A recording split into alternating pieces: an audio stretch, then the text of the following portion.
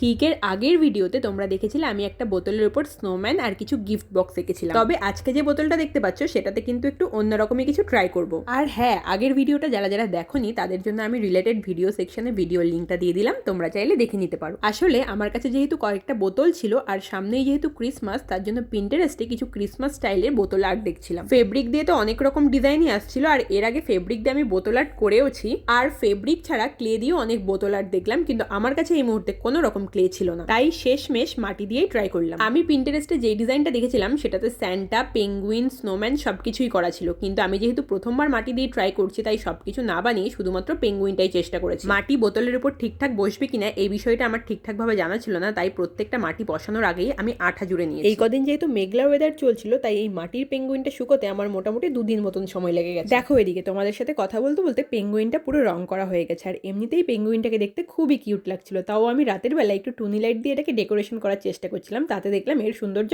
আরো বেড়ে গেছে। তোমাদের কেমন লাগলো জানিও। বাই।